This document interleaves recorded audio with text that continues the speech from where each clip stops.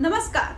आखिर क्यों डिलीट हुआ काजल राघवानी के लड़का ना चाहिए डिफेंडर वाला सॉन्ग? वैसे देखा जाए तो कुछ टाइम से सॉन्ग सोशल मीडिया पे काफी कंट्रोवर्सी का शिकार हो रहा था और यहाँ पे जो खेसारी लाल यादव के फैंस थे वो काजल राघवानी को गाली देते हुए नजर आए थे और खेसारी लाल यादव की टीम थे वो लोग भी काजल राघवानी को यहाँ पे टारगेट करते हुए नजर आए थे। इस गाने में ऐसा क्या था कि यहाँ पे यूट्यूब की तरफ से यानी कि इस गाने को डिलीट करवा दिया गया है, इसको फेक कंटेंट बता के, और इस गाने को यूट्यूब से ही डिलीट करवा दिया गया है।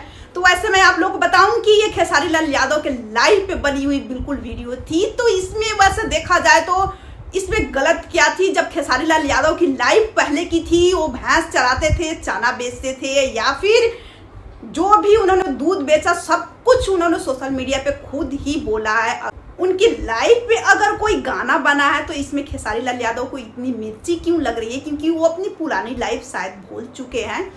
आखिर आप लोग जानना चाहेंगे कि आखिर क्या था इस गाने में जो यूट्यूब की तरफ से यानी कि फेक कंटेंट बता के इस गाने को यूट्यूब से रिमूव करवाया गया है। तो मैं आप लोगों को बताऊं कि पूरी तरीके से यहाँ पे खेसारी लाल यादव को काजल राघवानी टारगेट करती हुई नजर आई थी। लेकिन आप लोगों को ये भी जानना जरूरी है कि यहाँ पे कि आखिर काजल राघवानी खेसारी लाल यादव को इतना टारगेट क्यों किया, उनका लाइफ पूरी तरीके से एक गाने के माध्यम से एक्सप्लेन करके क्यों पब्लिक को दिखाया। तो मैं क्यों का जवाब आप लोगों को दे रही हूँ। शुभांकर मिश्रा के शो में जब खेसारी लाल यादव गए थे, जब काजल राघवानी के बारे में वहां पे खेसारी लाल यादव से जब शुभांकर मिश्रा पूछे तो वहां पे यानी कि खेसारी लाल यादव ये कहते हुए नजर आए थे कि अगर आप डिफेंडर से उतर के अगर आप टेम्पो में बैठोगे तो आपको काम नहीं मिलेगा भोजपुरी इंडस्ट्री में और ना ही हम काम करना चाहेंगे आगे से यानी कि काजल राघवानी के साथ।